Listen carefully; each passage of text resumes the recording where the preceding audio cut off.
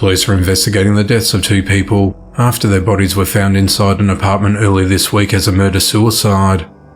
At around 1:15 p.m. on Thursday the 25th of May, authorities responded to 1209 East Fire Tower Road at Belmead Apartments in Greenville, North Carolina on reports of shots fired. When officers entered the residence, they found a man and woman deceased inside from apparent gunshot wounds. The bodies have been identified as 35-year-old Ronnie Renee Barnes and 39-year-old Michael Anthony Wilkes Jr. Investigators said that the 2 were in a romantic relationship. Police said that based on evidence collected by detectives, the case has been investigated as a murder-suicide, pending autopsy results. Police are searching for the perpetrators responsible for the drive-by shooting that left a man dead and wounded 2 others. At 10:37 p.m. on Friday the 19th of May, authorities responded to 625 Northwest 19th Street in Pompano Beach, Florida on reports of shots fired.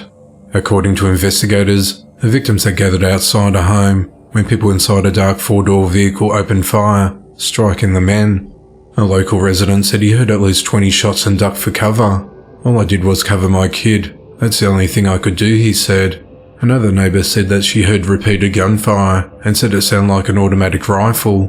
When deputies arrived at the scene, they found 2 men suffering from gunshot wounds. The deputies tried to keep them both alive until paramedics arrived. Paramedics transported the victims to a nearby hospital when one of them, identified as 22-year-old Giovanni Linda, was pronounced dead.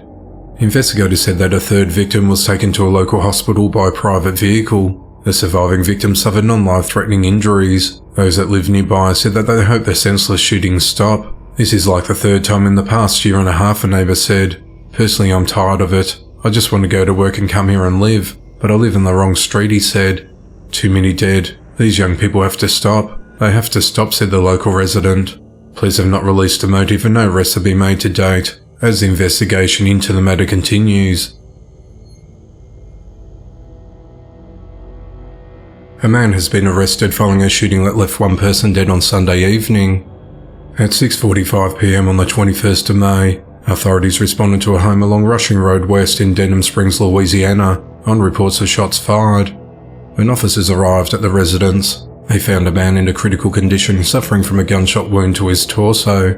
Despite attempting life-saving measures, he died at the scene. The victim was identified as 39-year-old Daniel DeBernardi. Denham Springs police arrested 32-year-old Chase Nicholas Whalen and charged him with manslaughter. He was booked into the Livingston Parish Detention Centre at 1 a.m. the following morning. No further information on the shooting has been disclosed. 37-year-old Courtney Taylor has been found guilty of fatally stabbing his romantic rival in the chest. On Tuesday the 23rd of May, Courtney was convicted for second-degree murder for the death of 46-year-old Derek Dwayne Taylor. On Monday the 7th of September 2020, Courtney entered his ex-girlfriend's apartment on Marion Street in Shreveport, Louisiana, and found her sleeping next to her new boyfriend Derek. Courtney grabbed a knife and stabbed Derek in the heart while he slept, puncturing his right ventricle, and he bled to death. Courtney's ex was asleep during the attack, and although she was unable to identify the assailant, surveillance footage captured Courtney entering and exiting the apartment. He fled Shreveport following the killing, and US Marshals attempted to arrest him in December of 2020. He shot at officers and evaded capture, but was arrested a short time later in Bossier City without incident. While in custody, he made a phone call in jail stating that his ex would not be able to testify against him because she was sleeping. Courtney will be sentenced on the 22nd of June and faces life in prison without parole.